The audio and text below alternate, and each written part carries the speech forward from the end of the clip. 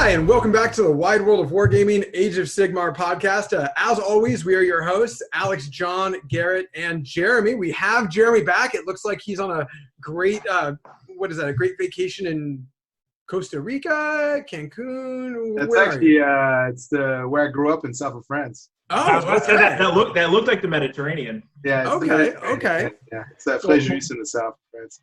There you go. He's on his pleasure cruise then. And we do have a guest here today. We do have Sean from the Basement Wargamers with his 0-5 podcast. This is another little bit of a host swap here. And welcome on, Sean. What's on your workbench? All right. So I'm on an Idaho Deepkin kick. Built Volturnos, an extra Acalian King, Lotan, Soul Scryer, Tidecaster, some Soul Renders. Up next is probably going to be an Eidolon of Mathland, and then maybe some more Eels. So. Okay. Cool. And so you're building these up. Is this going to be, have you played any practice games with Idaneth? Is this like brand spanking new for you? Yeah, it's actually brand new. Haven't played any games with them. Haven't done any test games or anything. I just figured I'd build a very Aquaman-esque army and went with it. Oh my God. Are they colored with Aquaman colors with the orange? Oh, I'm not sure. I haven't tested any paint schemes out yet, but I mean, it could happen. I mean, I do want to incorporate orange in the color scheme, so we'll figure out where it goes if we add some green in there or what. So. Have you seen Rob Cron's Aquaman Idaneth that he took to Nova in 2018? No, I did not. Unfortunately, my dad had a heart attack. Right, I remember that. So I remember that. I had to go home, and then he's perfectly fine. He's healthy. He's still working and all that fun stuff. It's funny. He works in the emergency services industry, so when you have a paramedic, they don't want to have doctors look at them. They're very hard-headed and stubborn. So I had to deal with that for a little bit. But my dad's healthy, and I've been back to Nova since, and hopefully we have another Nova. So. Yeah. Okay. Yep. I think you're going to find that Deepkin are very addicting very quickly.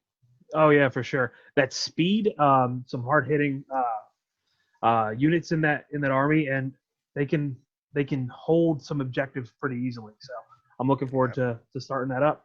Have you tried challenge to paint, but man, it's fun on the tabletop. You'll like it. I know. Have you thought of trying them on Tabletop Simulator? I thought about it. I've only played one game on Tabletop Simulator, and I really should. I just think picking up a handful of actual dice and rolling them is way more fun. That social contract you have with someone when you're standing across the table from them is just more fun for me. So, yeah. Okay. Well, in the meantime, I mean, it would be really fun to watch you guys play. I could, we could put you on a Discord. We can have other people jump in and just shit talk. It'd be fun. I'm sure you guys can shit talk a ton. Awesome. Okay. Anything else? No, I don't have anything else. I did just build part of a Raven Guard army, so I'm going to get back into 40K after dropping it for the first portion of 8th edition. I just wasn't a fan of the system, so we'll be doing that soon whenever COVID ends and we're back to gaming in my area. One of my first games is probably going to be playing Raven Guard against a buddy and his Iron Hands, so it'll be a fun time. Okay, very cool. Yep. John, it looks like you got a little bit of a setup there. I'm a little curious. I see some. I see a little. I don't want to call it a picture. Is it like a carafe or? That is my carafe. Is that a carafe? That is a carafe. I'm so proud of you for attempting to pronounce that. I attempted. There we go. But it looks like you got some cazadores over there. I do. What is on your workbench besides those? Well, as I've been mentioning over the last few weeks, I have been diligently working on my Primaris Marine Army, and I've decided that the army will be finished before the end of the official shelter-in-place orders from the county that I'm in, which is the end of this month. I myself have already went back to work. As you guys know, I run a lab, so I'm able to just be at work alone in the lab anyway, so it might as well do that instead of being at home. And with my diligent work, I over the weekend finished up some walkers, dreadnoughts, and other stuff, and here it is. This is the last kit of my Primaris army. I have a turret and a couple weapons to magnetize and a base to do, and that's it. The entire Primaris army is built. And that gives me a couple more weeks to paint the last couple units, and I will have my COVID-19 Primaris army complete. It'll be awesome. So really looking forward to that. Now, on to the good stuff. So as we were getting ready for the show here, went in the other room, and I squeezed some fresh oranges, made some fresh oranges, because that's how I roll. And earlier today, I was... Were they grown in your backyard, John? Of course they were grown in his backyard. No. Wrong time of year. All my oranges are ready at the end of January, so that's usually when I enjoy them. They were picked by essential workers. No, these ones came great from my other garden known as Costco, delivered to my house. And earlier today, I was tagged by Mr. Tony Myers of Hammerhead Games. You guys all may know that he is also running the Shark Weekend events. At this moment, Shark Weekend is not canceled. Set for late in the summer. We'll see if it ends up going off on time or ends up being delayed. But it's very tempting. It's at this moment, it is most likely the next gaming event that I will participate in. As you guys know, I will be the TO for the Age of Sigmar. And Tony has participated in something called the 3-Shot Challenge. And, he participated in my Don't Fear the Reaper challenge last season, right? Even though he did. So here's my first shot of the 3-Shot Challenge. Tony, even though on the second round of sending you peppers, you took a little bite or two, you're still a big pepper pussy, okay? Because by the time I have to send you a second bag of peppers because the first one's rotted because you were so afraid to eat them, I expect you to just take that damn pepper and pop it in your mouth and eat the first there. So that's my first shot, Mr. Tony Myers, okay? And, of course, I have a little Himalayan salt here. I've got a variegated pink lemonade lemon from my garden, and let's do this. I don't even know the order you're supposed to do it. It's been so long I did tequila shots. If you guys don't know that John is a big showman, now you found out. That was delicious. Okay, Tony. So here you go. There's first shot down. I'm not going to wimp out like you. I'm not going to choke. So here we go. Number 2. Number 3. Woohoo! Salt. And the lemon, motherfuckers. That was delicious. We'll see how the rest of the show goes. Okay, so John's gonna get into some weird ass rant 20 minutes from now, you guys. I'm already gonna warn you. So that was my 3-Shot challenge. When I post this little clip of video on my Facebook page later, I will make some people challenged. I'm looking at you, Alex Gonzalez. I'm looking at you, my buddy Phil, who's out there, and I still have yet to pick my third victim, somebody who gets 3 shots. So that's it. Jeremy, I see what was not necessarily on your workbench, but what was on Mr. Israel Sanchez's workbench all week, that beautiful Gotrek that he painted. I mean, oh my gosh. Have you seen it? Does he sent it to you yet? Because I was drooling over the tattoo work and everything. Yeah, get out of the way. Let us see this model. What an amazing piece. Jeremy, what's on your workbench this week, my friend?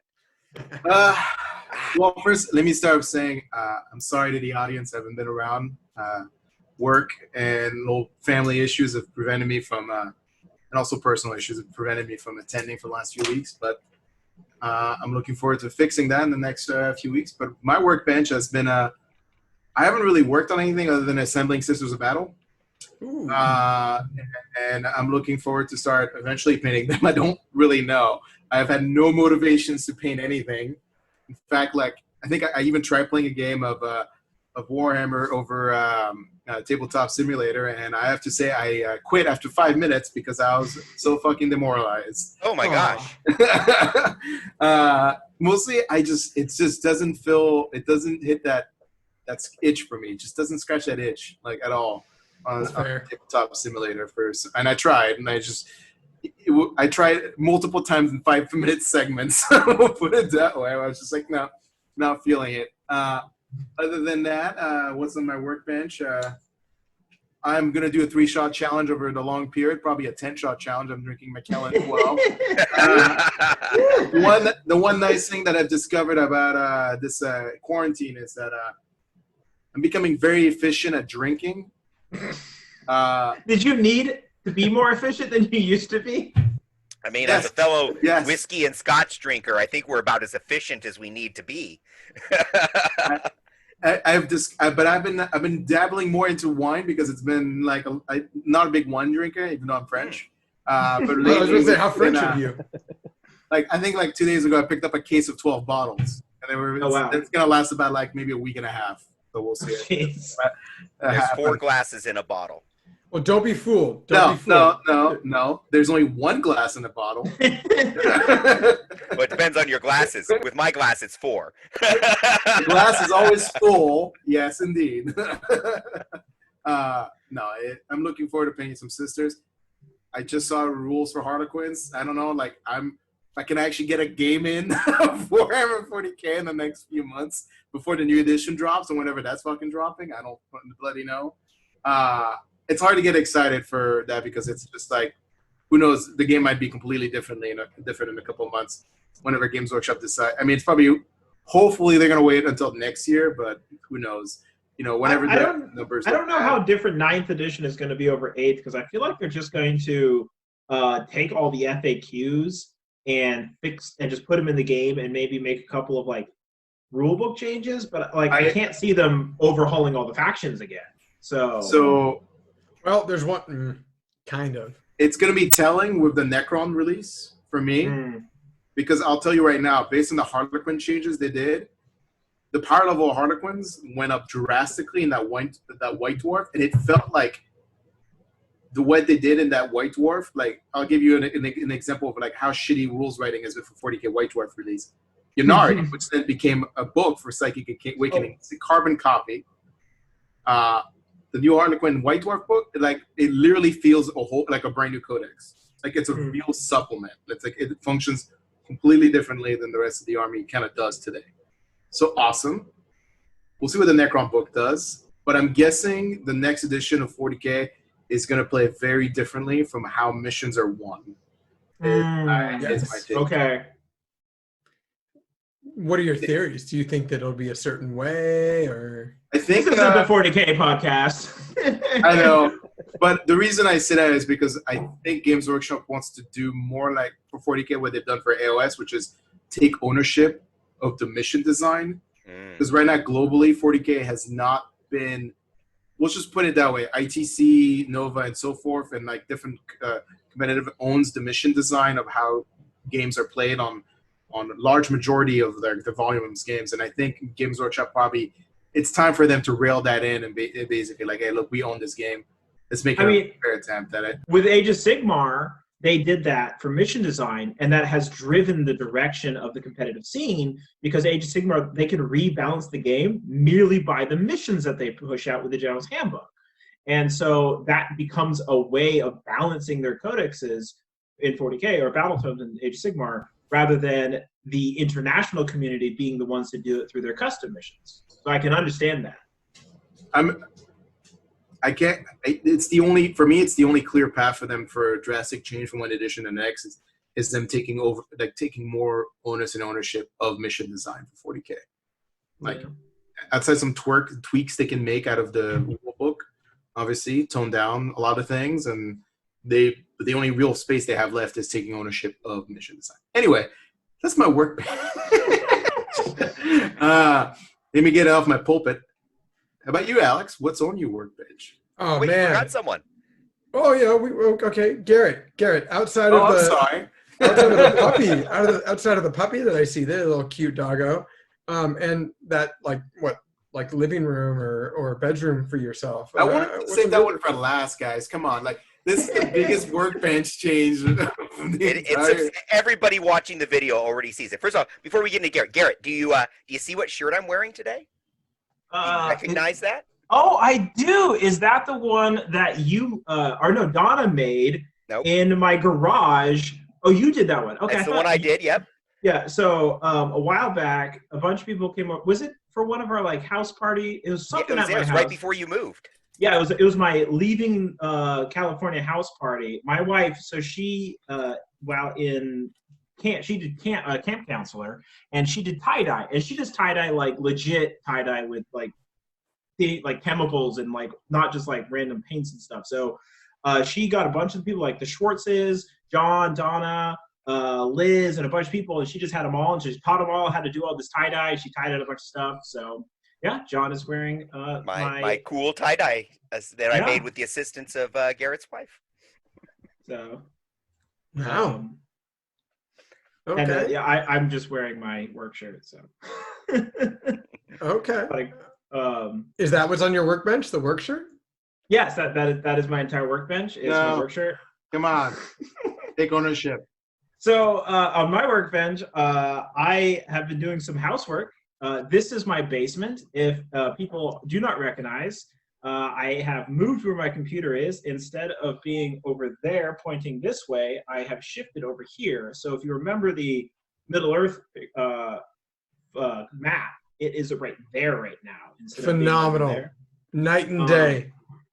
So we have moved my wife's sewing into the laundry room, big old laundry room I have back there. So I will no longer have wife sewing ironing boards in the background. Realistically, should you be in the laundry room? I mean, I guess probably. Well, she works upstairs in the guest room, and I work down here. So I was allowed to. So you're already resigned to your little. She cuts the infection off by stopping it at a certain point, right? Yeah, I got shoved into the. So over on the East Coast, we have basements, and I am shoved underground in my basement. I know, right? What a scary idea. You mean like a garage? All the creepers is always down in the basement. Is it like an in-law unit? I can attest to that. Yeah. Are you in the basement as well, Sean? No, I'm not. But that's where we started. That's why we got our name. Yeah. Basements is like a really big East Coast thing, just because, you know. I mean, we're all towns. We don't. Yeah, tornadoes. And you guys realize that only California doesn't have basements because everything. After you have a basement. I don't have a basement. Most houses in Portland have basements. Yeah, I lived in a house in San Jose that had a basement, for what it's worth. Anything built that's impressive. Yeah, after the 1960s, basically doesn't have a basement. Oh, this was built in like 1915, so that explains it. Yeah. So yeah, we've been doing a lot of reorganizing, a lot of yard work. We're going to get our whole fence replaced. I've also been doing a lot of reading, and read 2 of the Wheel of Time books in the last week and a half. Fucking nerd. Yeah. I'm rereading all the Wheel of Time. It's only 500,000 words. Don't worry about it. Yeah, aren't they absurdly big? Yeah, I just finished book 7. So great series. It's a good series. I got to book 11 in high school over 10 years ago, and I haven't read it since. And so I never got past book 11 because Brian Sanderson didn't pick it up until I was well into college. And I see. Sure. Yeah. So that break between Knife of Dreams and Brian Sanderson, that time period, I had gone from high school to college. And so I'd moved on from I got to that age of college where you no longer want to read books because textbooks are awful. And so now I've gotten past that, and now I'm back to reading books. And so I'm starting over on the Wheel of Time, hopefully to get through the. You're getting ready for the show, aren't you? Yes, actually, that's how it started. I was like, you know what? If the show comes out, I want to reread the books. And so I started the first book before the COVID thing happened. And then COVID happened, and I was halfway through the first one. I was like, all right. And now I'm on book 8. I didn't hear there was a show coming out. Is this going to be like an Amazon series? Yeah, Amazon has already started casting people. And I don't know if they started filming. Yeah. You didn't hear all the tobacco about okay. I won't go into that one. No, go. The cast. A lot of fans are pissed about the casting for the show. Yeah, they let's just say they wanted to be PC and put a lot of minorities in the show, where basically none of the characters are of the minority in the book. We'll put it that way. I mean, there's elves and crap, though, right? Yeah, not in real time. Are there? No, I've never seen it. No. Not even a little. It's just mostly humans, effectively. Is it? I've only read like the first 3 books, and that was like when they came out. So 1980s. Yeah. It's very Lord of the Ring. Magic is in the world. Mm-hmm. It has a presence. It's more obvious in Game of Thrones, but it's more like Lord of the Rings. So yeah, but there's no fantastical. There's only humans and then like monsters. But yeah, it's a really good series. But then I've also been doing a lot of role playing stuff. So I've been doing a lot of. I'm running a 5th edition D&D campaign for like my wife and a couple of friends out here. Hipster. Huh? What? What are you, a hipster? No, like it's 5th edition. Like that's the least hipster of all the role playing games. I've been told to do either 5th edition or to do Pathfinder and not to do anything else. Yeah, those are the hipster editions. Wait, what? Okay, no, Jeremy. But what I have actually, I just started another campaign that someone else is DMing, Deadlands Classic. Okay. Have you heard of Deadlands Classic? So it's the game that spawned the Savage Worlds system. Okay, I know that. Yeah. So Deadlands, they made Deadlands, and then because Deadlands was so complicated, they made the Savage Worlds system to be able to play Deadlands in a more efficient manner, and that's what spawned the Savage Worlds system. From my research in the last 2 weeks, I've learned.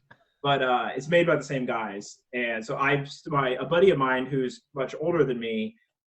Grew up playing all those old role-playing games. He's like, dude, we got to play Deadlands. And so I'm now in a Deadlands Classic campaign. And we just had our first session yesterday. And everybody's dead. Deadlands. Sean, have you heard of Deadlands? No, I played a bunch of the old school. I started out playing 2nd edition D&D. So right on. That was like my intro to nerddom. So Deadlands came out in '97, by the way. Sorry. Is 2nd ed D&D, is that the edition where every female like model had like obviously breast surgery, or is that like 3rd edition? I think that'd be 3rd edition. 2nd edition is the one that came out in like 78. Yeah. So everything was like a Kingdom Death model? Yeah, basically. Wait, it was Conan the Barbarian era. Come on, man. Hey, that was back when Citadel made D&D models. Yep. Wow. Radagar or whatever it was called. Like, was it called Citadel at that point, or was it? Yeah, it was Citadel Miniatures. Yeah, Citadel is one of the oldest kind of name brands. Yeah, because it was Citadel, then GW bought Citadel. In fact, right here, this is a Citadel miniature circa 1977, 78, 80, something like that. I don't know. It's probably made out of like super lead too. Like anytime we try to mention some random obscure model range, are you just going to go on a shelf and just pull like, yeah, of course I have. Yes, of course he is. Of course he is. It's John. I can't wait for the British Museum to like show up at his doorstep and just like appropriate his like. We're taking this now. It would be brutally naive to assume that John doesn't have the capacity to do that. So, oh boy. The worst part, it's like readily available. It's not like he took a time to find it. Right? Like he just stored anywhere. Yeah, that's the part that was like most surprising to me. Like he didn't have to go sift through a box. Like no, it's just right here. I have the thing that we just randomly were talking about from the 80s. Okay. It's turns out John is a lich. It's like he has different phylacteries right there. Well, so one of the newest ones is one of the models in this Primaris army. So we gotta find out which one it is. It could very well be that little repulsor. Yeah, Voldemort's based on John. If you guys didn't know, it's a self-taught. It's a self-written biography. Yeah, I just have a little portal I reach through. Oh wait, the other arm. There we go. It's like that. Mephiston. Oh my god. So yeah, house organizing, role-playing games, and book reading. That's basically been my workbench for the past week and a half or so. So now that we've gone over my wondrous new basement. With the awesome dog in the middle. Dog looks super comfortable over there. Like literally. It has a Literally right before we were recording, he was this is Stellar. If you guys remember, he's the dog I'm raising for Canine Companions for Independence. Yeah, Larry knew all about it for like 6 episodes. Yeah, so actually just today. So we've been really worried about him because we haven't been able to take him out on outings, and like doing training has been frustrating. And he's like a super relaxed dog, and we're actually kind of afraid that he's gonna fail because he's so lazy. For a 6-month-old puppy. But we did some training. Sarah did an online training today, and it's like, oh, yeah, everybody's having way more problems than we are. Okay, so we feel much better about the situation we're in. So it's like, hopefully they grade on a curve? Yeah, exactly. Well, I mean, if he fails, then we get him back. So it's like, and he's a really cute dog. So. Yeah, it's pretty cute. Anyways, Alex, what's going on with you these days? Oh, boy. Well, I mean, I'm really sad. Right before recording, we had a fucking wild bagpiper on the loose. Someone was definitely playing the bagpipes. That was the first time I had ever heard it. But yeah, he found a basement. He was excited. I'm sure he was, yeah. So that's new. It's not on my workbench, though. I just have some coffee as per usual. And then, I haven't started any new hobby projects. I have been meaning to get my bits out for my Bone Reapers just because I have a Necron army that's never really been truly finished, and it's okay, but with Necron's right around the corner, I have a lot of ideas. You have another Necron army that you've never finished? No. It's the Necron army I have. It's always been like 2/3. That Necron army is finished. There's like 6,000 points of Necrons. It is 6,000 points. Yeah, he says unfinished like my Marine armies. Like 5,000 points of it's painted and 100 points isn't. So it's not finished. Yeah. Well, okay. Anyways, okay. So at least he gets the benefit of telling his girlfriend, "I only have one army." So that's a good idea. Fiance. I mean, you have been playing a ton of Total War Warhammer. I have been. Well, it's been on the background a lot. It's not been constant play. It has been. Okay. Because I'm looking at it, you have 210 hours on record. I don't want to talk about this. You just already? You've had it for 2 weeks. Okay, for the record, I have looked at yours. No, okay, I've had it for a month. But I am shocked because if I go onto Steam and I look at like Garrett or Logan or you, sir, I will find games with like 900 hours on them. I have no game with 900 hours. All of mine are 272 and below. I have 4 games at 200. Is that like where you turn into a pumpkin when he gets 273? What happens? No, it's just a very specific limit. There's something behind this. That is a very. Because Mountain Blade Warband has 272 hours, and I haven't played Mountain Blade Warband since because Mountain Blade Battlelord has come out. So I've been playing that one now. It's literally the amount of times it takes for a new game to come out for Garrett to buy it, basically. Basically, yeah. That's how Garrett is. Okay. I'm gonna try to see. You know what? I can't fact check you. God damn it. Yeah, that's okay. There's no Steam shaming here. I certainly would not want to overly expose the amount of time that I've been wasting on Steam lately. Okay, let's just say that I've made a lot of progress on Pathfinder. You know what? I hate this so much. Yeah, nothing exceeds 280. I'm just like looking. I'm scrolling down and like hopefully I see it. I'm seeing a lot of games that are like a lot of like 3-hour games. It's like we're done with Rage. I played 3 hours of it. You played it. Yeah. You played it a sixth of an hour of The Witcher 3, and then you were like, "We're done. We're done." Well, see, I played The Witcher 3, and then I realized, wait a minute, I can't play The Witcher 3 before playing The Witcher 1. And so I booted up The Witcher 1, and I'm like, this game was meant for Xbox, and it's terrible on PC. You bought a lot of DLC for this Crusader Kings. Why are we auditing Garrett's like Steam like account? Well, I mean, if you guys are gonna audit mine, I'm gonna fucking audit yours. It's all good. Thank God Pornhub isn't tied in with Steam. I'm just saying. Just you wait. Might be less embarrassing. Yeah, who knows? But yeah, no, I got my Bone Reaper bits out just because one project I've always wanted to start, at least as maybe a side project, is in the like galaxy map for 40K in the top corner in like the Ghost Star system area.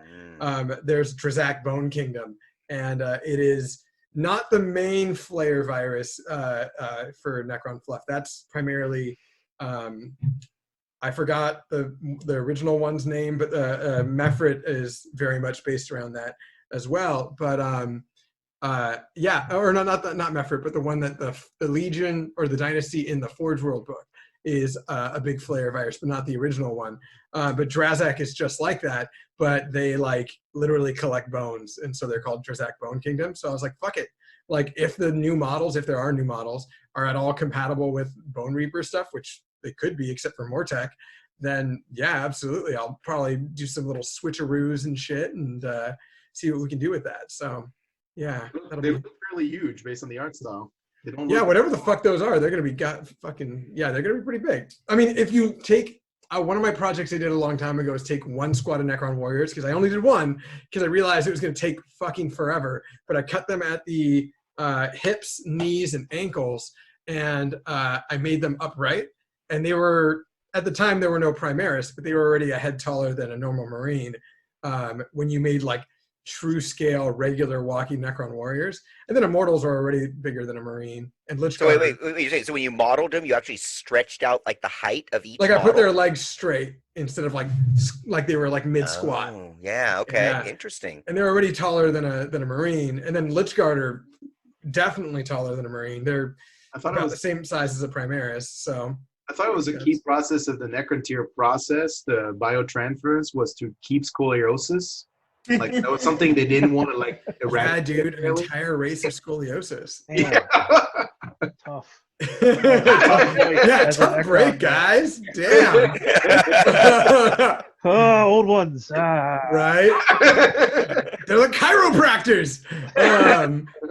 Yeah, no, but I've just been considering, I'm in the stages of change, you would call this the pre-contemplation mode. So right now I'm thinking about doing this, but I haven't really created a plan of action. So this is my inner coach thinking about this. So you should wait until the book comes out, because they might retcon the entire flare virus. They're not going to retcon the flare virus. That's like a central part of even more recent fluff. Yeah, Games Workshop not retconning any central fluff. Never happened. No, I mean, that makes sense. That makes sense. But for one reason or another, Emotex always had like a flare buff as a part of his data slate. It makes no fucking sense. Anyways, this is not a 40K podcast. This is an Age of Sigmar podcast. I'm only excited because hopefully there's a Silent King model that has like a little retinue. Hopefully it's like a little Catacross thing. If not, he's just going to be some fucking giant guy. So we're going to find out. But yeah, nothing else on my workbench besides that. Trying to get into whatever other games. Started the Blood Bowl League. I need to join the one that John is in. Blood Bowl is definitely a fun game. It is a fucked up game, but it is a mess. Fun is not the word I would associate with Blood Bowl. It is. I've played 2 games and they have both been ties. And my so you're good at it, actually. No, not at all. So I played Dayton. I played Dayton, who was our guest host last week, and he started the game. He had like a high elf army, and he started the game by saying, "Hey, by the way, because you're playing Tomb Kings, you're kind of gonna get your ass kicked a bunch." And he proceeded to time me because he kept on rolling like the worst rolls. Like we were sharing a Discord so we could do audio, and the whole time I just hear him go like, "Fuck!" That's the core mechanics of Blood Bowl. Yeah. So we tied because he kept on rolling real bad, which it's a D6 game. Single D6s, man. Mm-hmm. Indeed. But so much. Been trying to get more Tabletop Simulator in. I did come to the conclusion that as much as I do like the occasional game for Tabletop Simulator, I just like both Sean and Jeremy.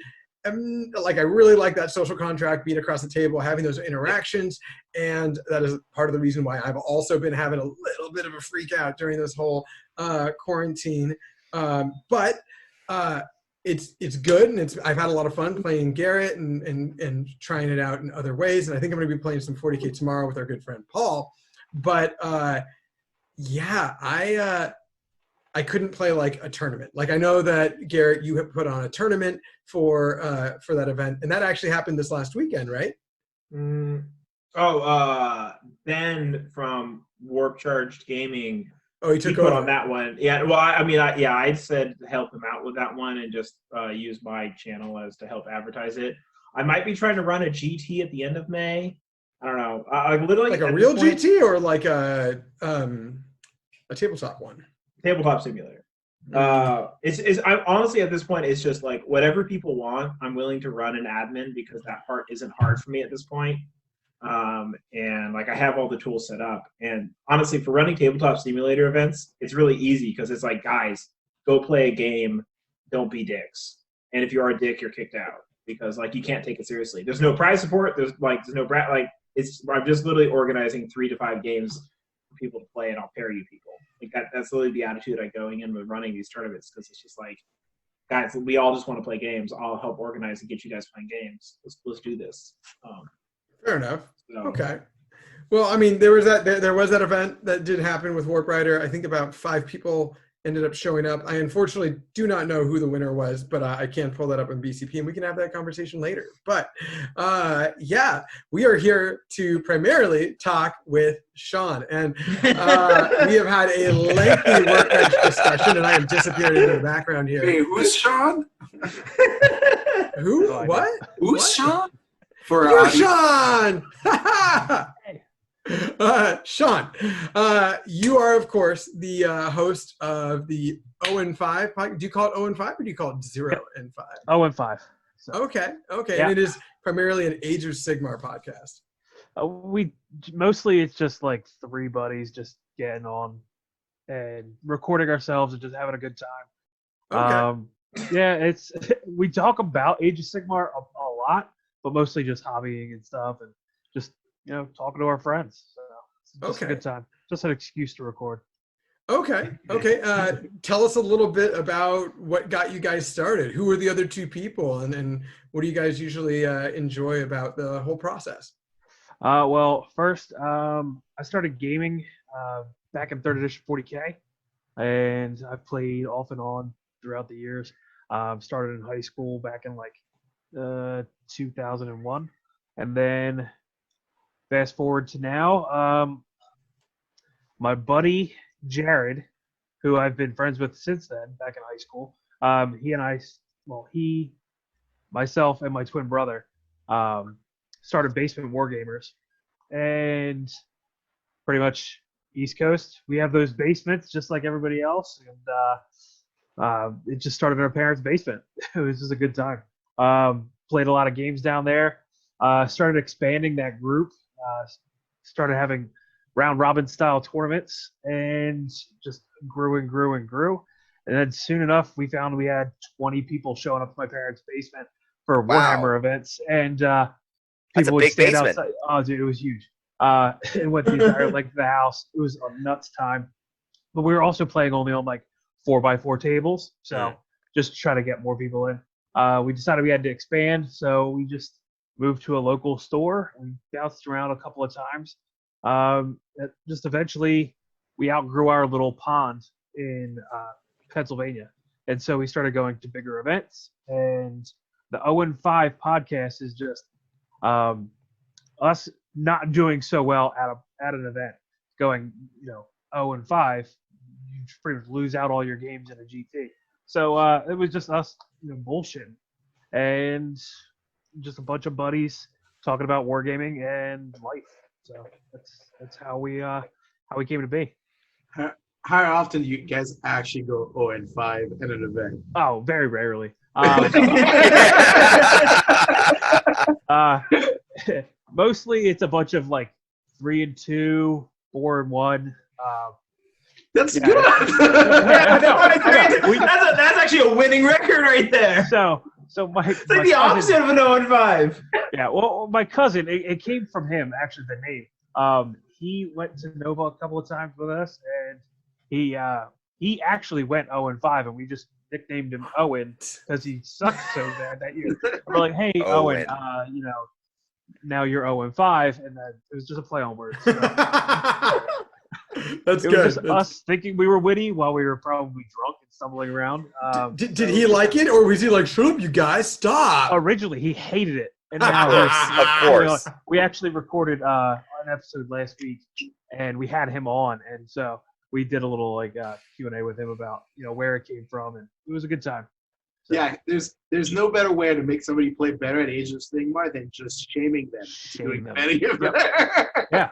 Is that so? Do you have personal it's true. experience with that, Jeremy? Is that a tried and proven method that you know about? I don't know. Do you see Alex doing pretty good these days? Well, when we used to play. I don't see Alex doing much these days. No. Well, apparently you see everything I do, Garrett.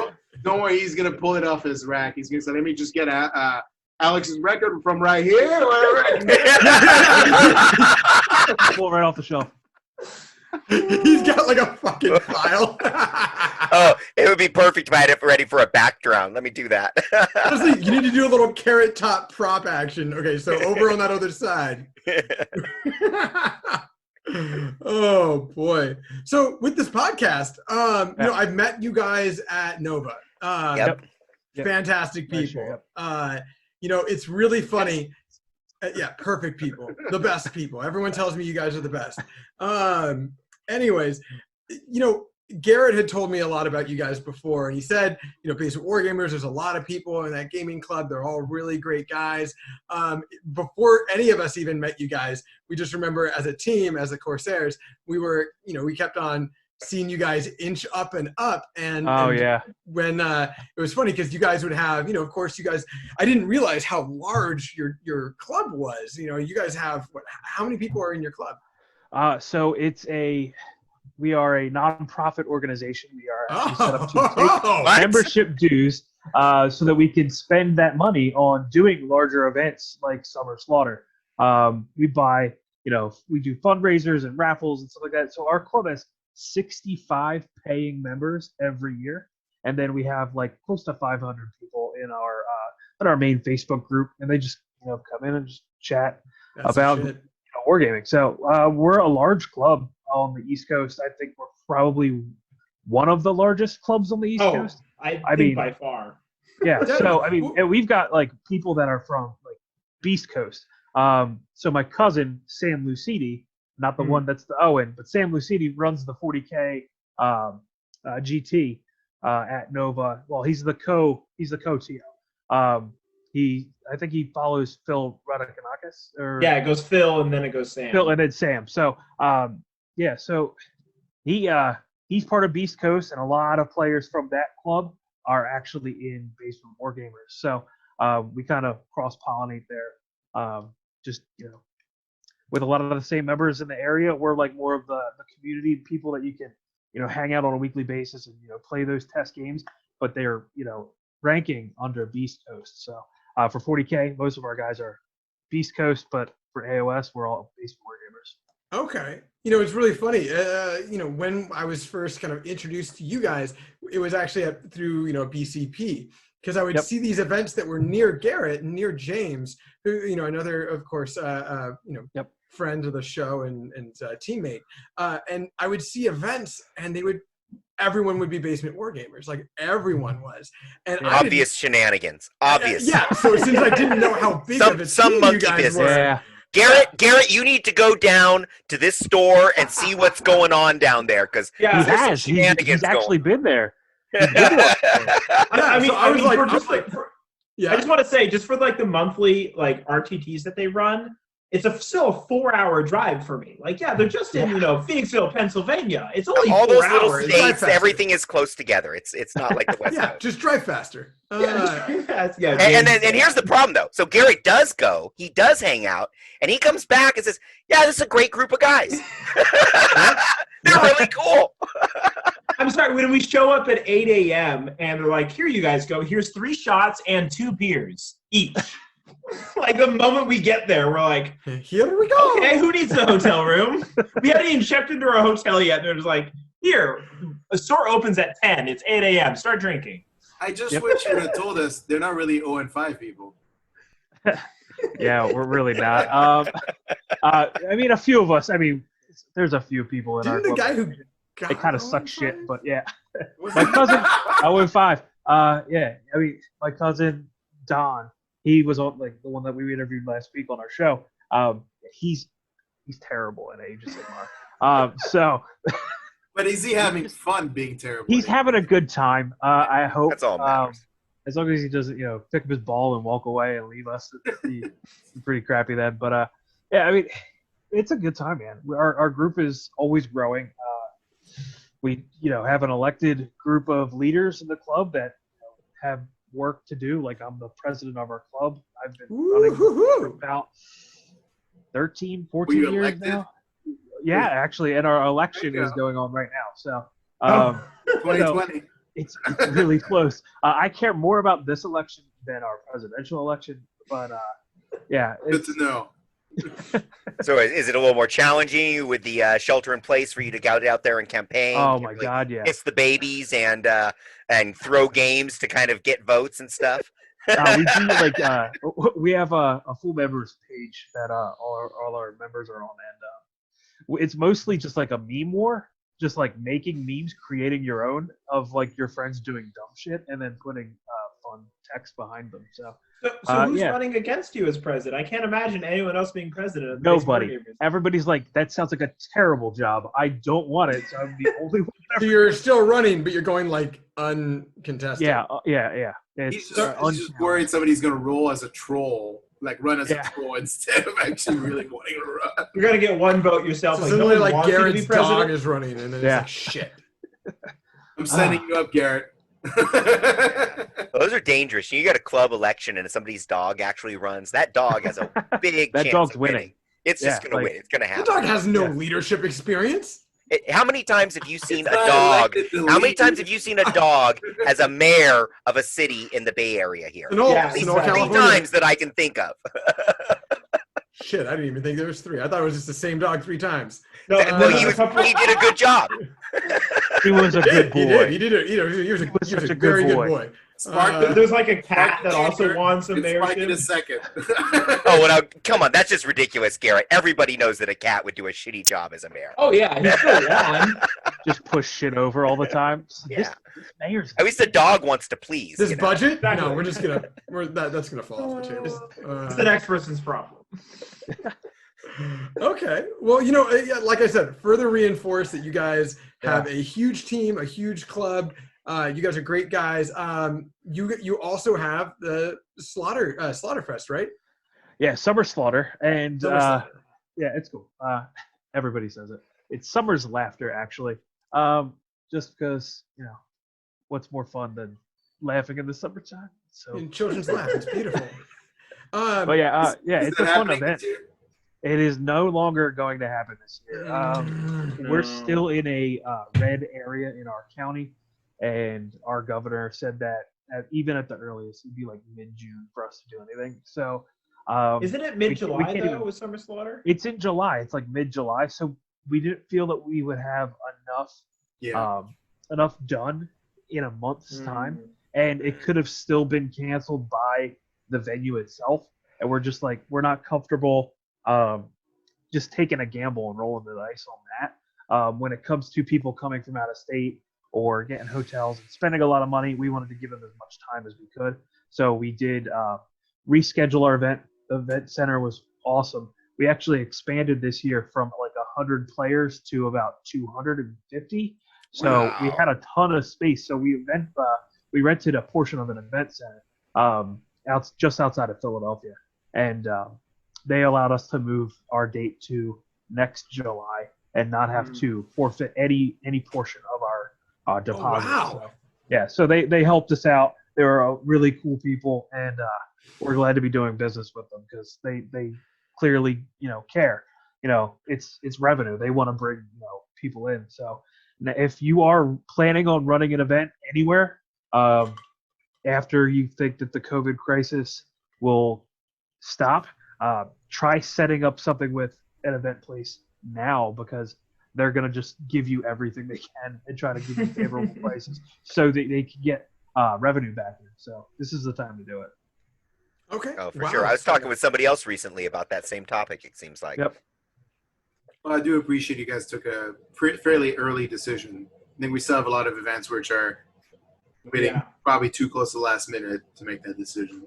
Yeah. I mean, like Gen Con still hasn't canceled it. I don't know how they're going to fit 70,000 people in a convention hall. I don't think they will, actually. They're going to put them all in hamster balloons. And good luck.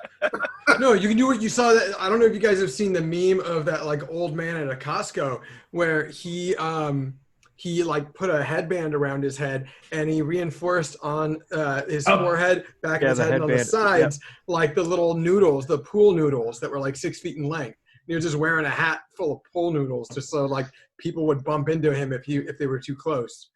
So he looked like an octopus. Yeah, he looked like a hilarious octopus. That's a pretty good idea. I was wondering if I could just walk around with like a 6 foot long stick with maybe just a hand on the end of it and just like back off. but you want to be hands free. Well, and that's it. And you don't want to be aggressive. But a big silly hat is not aggressive either. So you're not aggressively sticking a stick in people's face. John, no, John. You could spin your head like this and hit some dude in the side of the head. You could be. And it's a pool noodle, so you don't have to worry about them getting hurt. You got to judge who you hit. If it's the guy that looks a little rough, you play like you're addled. You're like, I'm an old. The only attire you got to wear. John, only you can get away with that. We can't get away with that. Oh, okay. The only attire you got to wear in California to have 6 feet. I guess there's 2 attires you can wear in California to have a 6 feet circumference of freedom. Wear a MAGA hat. And then wear a Speedo. Nothing but a Speedo. Pretty sure no one's going to move in 6 feet. I don't know. Certain parts of San Francisco, man, nothing but a Speedo will attract more attention. Don't you fucking tempt me, because I'll fucking do it. I'm thinking of a Borat Speedo, you know, the one from like Ali G show. Like banana hammock. Like the one that goes over their shoulders. Like, yeah, wear that. No one's going to come near 6 feet of you. Don't worry about it. Okay, I wouldn't do that. I wouldn't wear that. That one's a little rough. I think I just want a big sombrero now. That's pretty tight. That's pretty tight. I like that. So now we can all discuss and have this conversation about what kind of COVID attire you would wear to keep people away from you. Sean, are you frozen there a little bit? Yeah. But don't call him out when he's all frozen up. You just got to move on.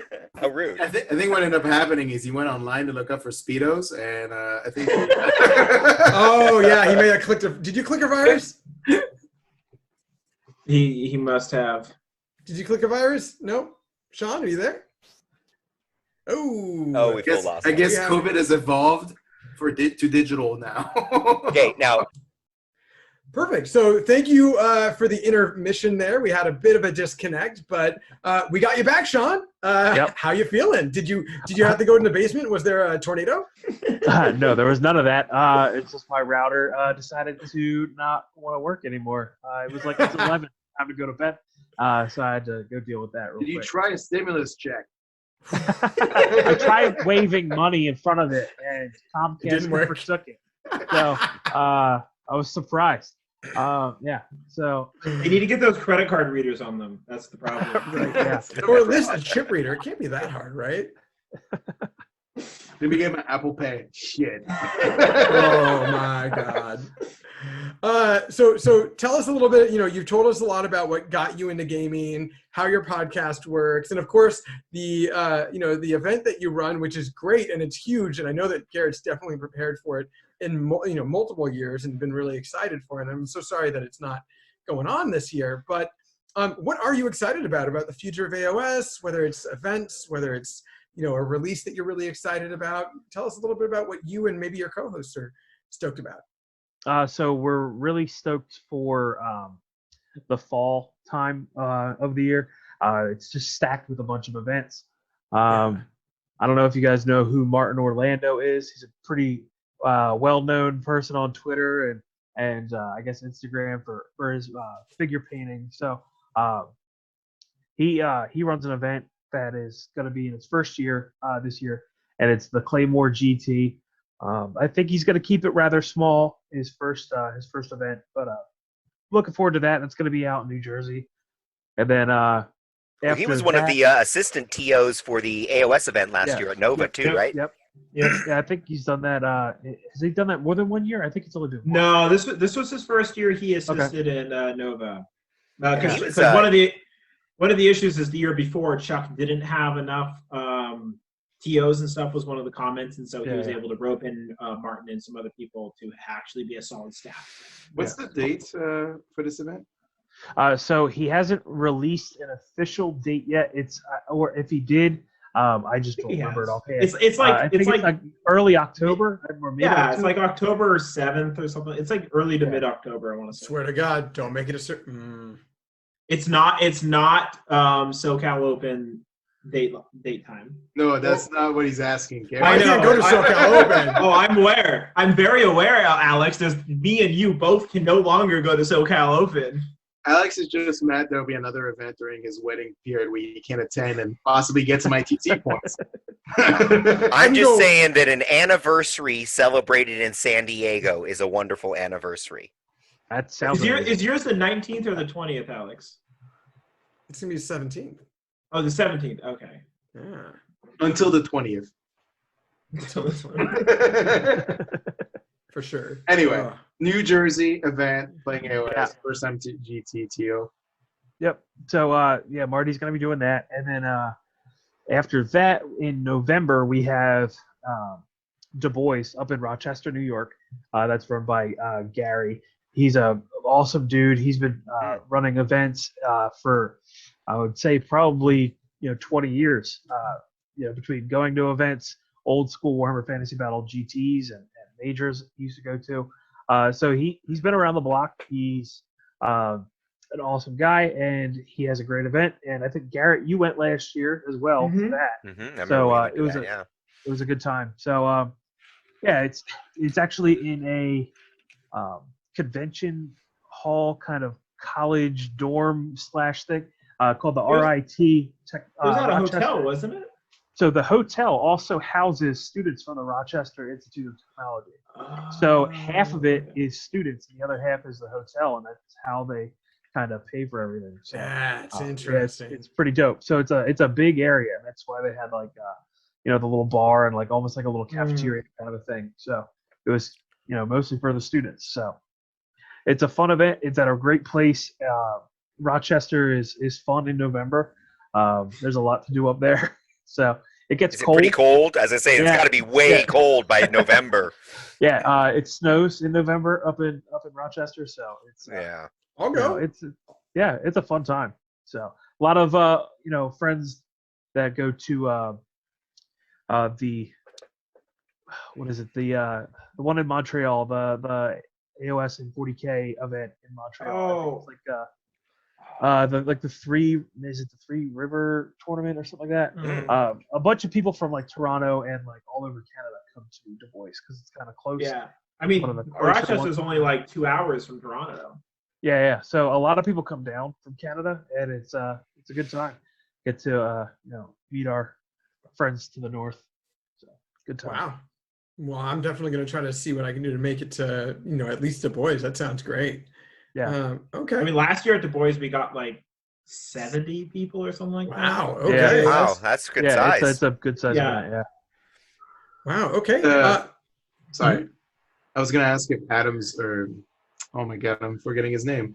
Dutch Adams still play. Does he play at Du Bois usually? Dutch did not. So Dutch, he stopped playing Age of Sigmar after Nova, jump into other games, and now he is jumping back into Age of Sigmar. So he did not go to Du Bois because he had just started playing Age of Sigmar before Du Bois even happened. He played Age of Sigmar for maybe like 6 months. I'm looking to cram my schedule full of AoS events before next year, between a wedding apparently and LVO. So, and I would love to play at one where this man plays because I've heard so many good things about him. So I would love to take that opportunity to face him across the table. I got to say, he's a stand-up guy. I'm sure, Sean, you've played him a bunch of times, right? I've only played Dutch once. We first met at the Triumph GT in Jersey. And walked away, just buddies with him and Garrett. And then we went to fast forward to Nova, and I got trounced by Dutch round one with his Spanish army. And I was running Stormcast, and I'm like, well, this is going to be a thing. Here we go. And I lost horribly by like round two. I had like nothing left. Well, if you lose your presidency, you should come up and touch him and be like, "Hey, you consider running a 5-0 club, like maybe a 5-0 podcast?" It was actually funny. Like right after that event, I think he sold that army. So he did. He's like, I'm going to beat you with this, and then I'm going to go. He actually sold it before he played at Nova. Yep. Because he was like, oh yeah, so I've already sold the army. I pre-sold the army. This is my last round at it, and I'm selling it to somebody. It's a bold move, Cotton. Bold move. See if it works for him. I think it does. He was tired of winning. Yeah. Alex, Fun little story. At the Nova RTT, he brought that armor. I think the last time he ever played with it in the tournament was my game with him. Yep. And he got the double turn on me. And before any models had been removed from the table, he went for a handshake. Like, okay, good game. This is over. And like, I knew he didn't mean it in a bad way, but he meant it in like a cocky enough way where he obviously didn't know how I play. And I'm like, no. I like looked down at him. It's like that gif of like it was like, obviously, what? Like no. We're not done here. Like we're probably done here, but like I'm not done playing yet. At least sit down and explain to you why you were gonna lose, because that's my favorite. Well, it's a little bit more complicated than that. It's actually a lot more, but I just loved that attitude of like we're done here. Like. I heard it completely. Let me buy you a drink right now. I heard that you were like so salty at the table with this guy that he was like, "That's it. I'm done with gaming. I'm done with everything. I'm going to sell my army.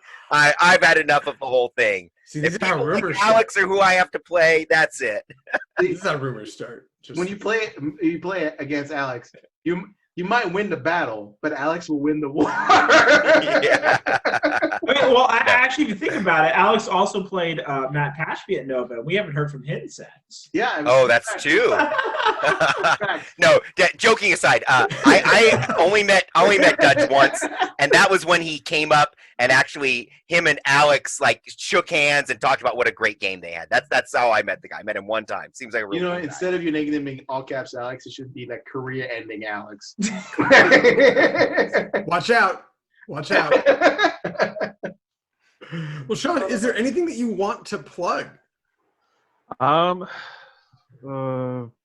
really offhand. I do run the AoS doubles event up at Du Bois, so it's usually like a smaller event, like the day before the GT. So I guess if anything, I'd probably plug that. And then last year I did PAX Unplugged in Philadelphia. I ran the AoS tournament at that, so you can, I guess, plug that too. If I might be doing that, it depends on what happens with some personal stuff that's possibly going to happen in 9-10 months. So, not saying anything, but I'm not saying anything either. So 9 or 10 months. That's an odd time frame. Hopefully not 10 months, actually. Okay, so maybe between like 8 and 10. Who knows if they overgestate? Do you have like a paint commission that's going to take that long? Like, I don't get it. It's a new hobby project. It's the end of all hobby projects. Yeah. But with like a new edition around the corner, it's only going to be a hobby project that'll last like 18, 20 years. 20 years on, hopefully. So I gotta ask, how are you gonna tackle winning a re-election and having this hobby project at the table? I can keep it secret for a little bit, I hope. Oh no! Keeping secrets in an election. Well, it's it's recorded, so we're just gonna have No, to wait, give classic politician. Just edit all this out. I say it a lot on my podcast. Jared, edit this out, please. So Baby hiding. It's baby hiding. You need to sell yourself a little bit more. You didn't plug yourself for the re-election process, so I'm going to give a shot at all the East Coast players from who watch our show. Elect this man. You're idiots if you don't. 2020 Sean. All right. He's the man for you. Sean, do you have a campaign speech? No, I don't. It's just vote for me. Nobody else wants this shitty job. So, wait. If I join the club now, can I cast a vote? If I join the club now, can I run for the presidency? Yeah. We're in our fourth fiscal quarter because our fiscal year is different from a normal year. So your membership will be prorated to $10, and then $10 gets you a vote at this point. $10 gets me a vote. $10 gets you a vote in my club, man. So John's gonna like Manchurian candidate this thing, and does your brother ever be the president for you in front of people? Does he do you ever use him as a prop? Like, this totally, because he's your twin brother, right? Yeah. My twin brother, Aaron. We haven't done any of the place switching probably since 3rd grade. So no, we just it's weird because like I'm a twin, but so is my wife, and so it gets super weird. So like Hey, your hobby project might not We, just be one hobby. we don't want to know about the weirdness. Like this I is don't want to there's switch a rating with on this show. my Stop brother. now, please. No, don't go Not on. Can gonna you happen. mute him? I don't like this. I don't like where this is going. It's getting away from us. Shit. No, anyways, been great talking to you, Sean. Thanks for having you on the show. Yeah. 0-5 podcast sounds amazing. I was listening to it a little bit earlier. Sounds like a lot of fun. A It's little just a bit, bunch of little bit different loose GPs. format, like you said. Really, it's just like listening to you guys kind of hang out and shoot the shit for a while. It's Yeah, good yeah. enough to accompany you all hobby and actually as building some Primaris while listening to your podcast earlier. So it's pretty For cool. sure. Thank you. Yeah. And again, yeah, thank you so much for being on. And it's going to be the 0-5 podcast. I know that you guys have a Twitter. I know you guys are also on Facebook. Are you anywhere else before we go? I'm not super hip, so I don't have Instagram or anything like that. So it's mostly just Twitter, and that was just because I was told that people were on it and I should use it. So Gotta I'm use not the super. twits. Yeah, I mean, whatever. I'm not a Twitter person. I'm not a tweeter. So I just mostly Facebook, and it's I scroll for looking at dog pictures and shit. So Well, where can I find your podcast if I'm looking to get it? so you can find us on Podbean. We're on Spotify. So yeah, you Okay. can find us on Twitter and Facebook as well. That's pretty much where we're at. Awesome. Well, everyone definitely check out the 0-5 podcast. Sean, thank you so much for being on. As always, if you guys want to see something or if you guys want to tell us a little bit about what you think or just talk shit, you can always leave us a review on Facebook or Apple Podcasts or wherever you get your podcasts for the wide world of wargaming. But this is going to be Alex, John, Jeremy, and Garrett, as well as our good host and friend Sean, signing off for the night. You guys have a great evening. All right, folks. Vote for Good night. Sean. Have a good Vote for Sean. Vote for Sean. Vote for Sean.